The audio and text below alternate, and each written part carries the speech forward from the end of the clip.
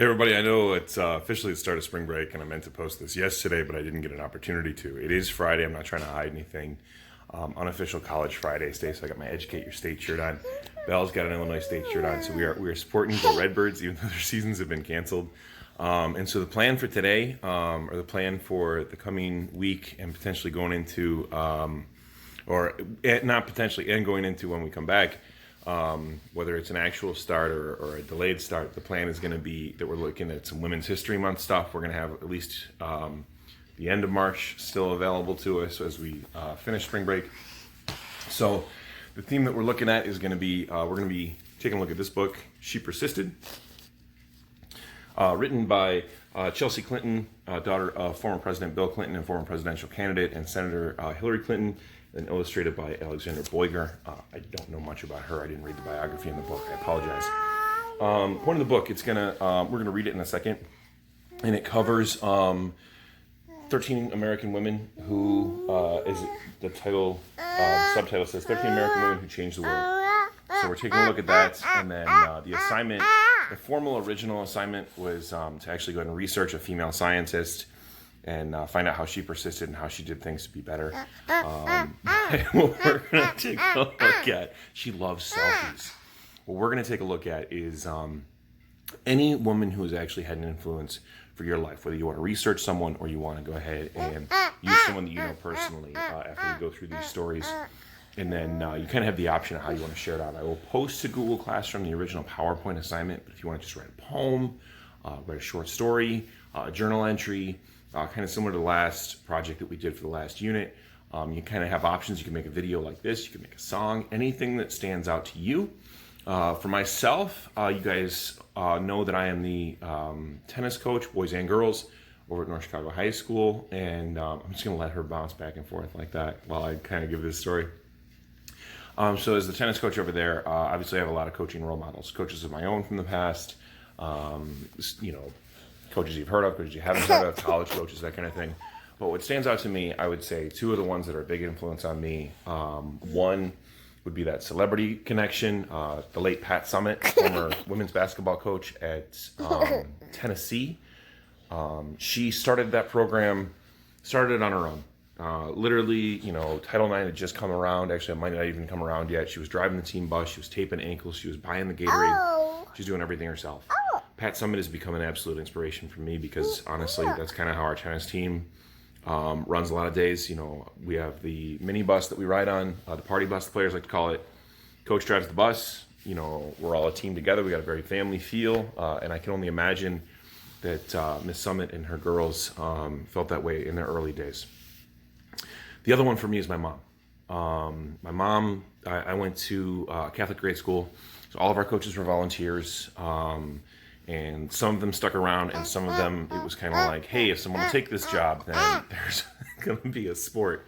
My mom started as the cheerleading coach at St. Pat's because they needed a coach. My sister is 2 years younger than me. She was not old enough to start cheering yet, so my mom actually started with another one of the moms who just said, hey, I need some support. My mom had been a cheerleader in high school. She jumped in. She did that coaching, and she coached my sister for 2 or 3 years that she was a cheerleader as well. And then she also jumped in as a track coach. And she came in, she told the head track coach at the time, she says, look, I don't know anything about track, but I've got a good rapport with the kids, and I'm loud.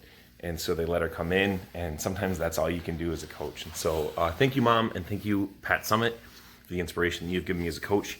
And now we're going to take a look at She Persisted. You don't have to watch this today. Enjoy your spring break. I'm going to go ahead and read the book and splice it here on the end, but this is the last you're going to see me on screen. Thanks so much, guys. By Senator Elizabeth Warren, and in celebration of all women who persist every day. To some heroines of mine, Coretta Scott King, Sophie Skoll, and my mother, Britta Boyker. Sometimes being a girl isn't easy. At some point, someone probably will tell you to be quiet, or may even tell you your dreams are impossible. Don't listen to them. These 13 American women certainly did not take no for an answer. They persisted.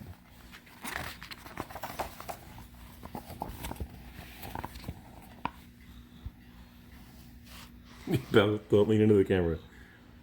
We'll put it on this page. Harriet Tubman, was born a slave, and her story could have ended there. Instead, she persisted, escaping from slavery and becoming a conductor on the Underground Railroad. She risked her life many times to lead countless slaves to freedom, including her family, friends, and strangers. Every person she led to freedom arrived safely.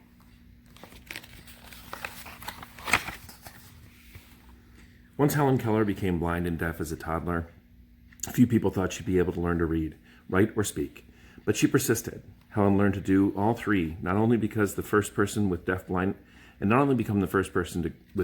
to graduate from college, but she used her story to help fight for more opportunities. Belle, you can't turn all the pages at once. For people with disabilities in the United States and around the world. After her family fled poverty and the threat of violence in Ukraine to a new home in New York City, Clara Lemlich got a job working in a garment factory. She wrote that the factory's conditions made women into machines, and so she persisted, organizing picket lines and strikes that ultimately helped win better pay, shorter hours, and safer working conditions for thousands of workers, both women and men.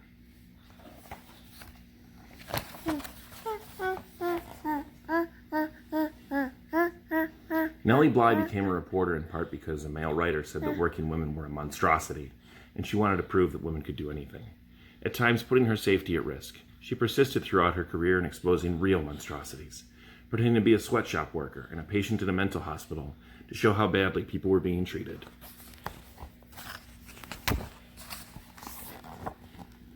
Inspired from an early age by her brother's childhood illness, Virginia Apgar was determined to be a doctor long before girls had such dreams. Even though she qualified to be a surgeon, the male head surgeon at her hospital discouraged her because she was a woman. Nevertheless, she persisted, becoming an anesthesiologist and creating the Apgar score to test a newborn baby's health, which hospitals all over the world still use today.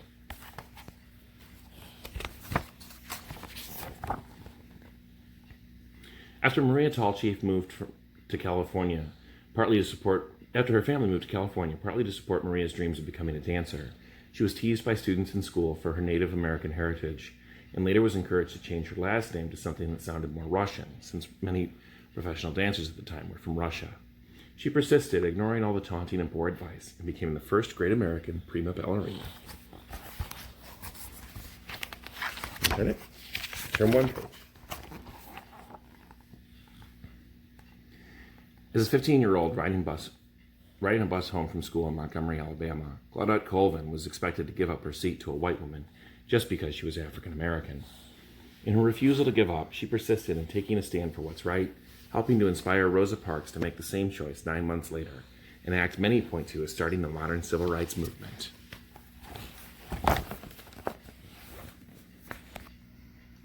When Ruby Bridges was in kindergarten, many schools across America, particularly in the South, still refused African American students their equal right to an education.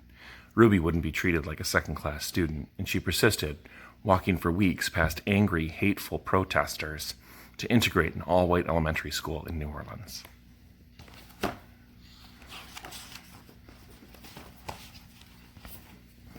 As the first woman to serve as both a U.S. representative and a U.S. senator, Margaret Chase Smith could have let that fact alone be her legacy. Instead, she persisted in championing women's rights and more opportunities for women in the military, standing up for free speech and supporting space exploration. The head of NASA once noted that we wouldn't have put a man on the moon without Margaret. Sally Ride always believed women could succeed in any math or science career, although not everyone agreed. She persisted and she became the first American woman in space. But that wasn't enough for Sally. She traveled into space once more, and then created science and engineering programs, especially for girls, so she could help generations of young women achieve their dreams too, both on Earth and in outer space. When as a kid Florence Griffith Joyner visited her father in the Mojave Desert, he would urge her to run faster and faster, to run as fast as a jackrabbit.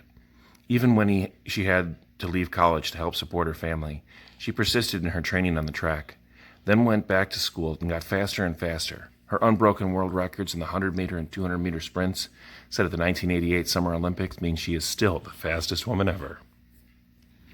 Oprah Winfrey's grandmother expected Oprah to follow in her footsteps and become a maid. Oprah knew, even as a little girl, that her dreams would take her somewhere else. She persisted in turning those dreams into her reality and became a media superstar, working in movies, books, magazines, theater, and most of all television, or The Oprah Winfrey Show remains the highest-rated talk show of all time. Watching fictional judges on television inspired Sonia Sotomayor to want to be a real-life judge when she grew up. She knew she'd have to speak English as well as she spoke Spanish, study hard in school, and manage her diabetes before she could one day wear a judge's robe. With a gavel in hand, she persisted, eventually becoming a Supreme Court justice and the first ever Latina to sit on America's highest court. So if anyone ever tells you no, if anyone ever says your voice isn't important, or your dreams are too big, remember these women. They persisted, and so should you.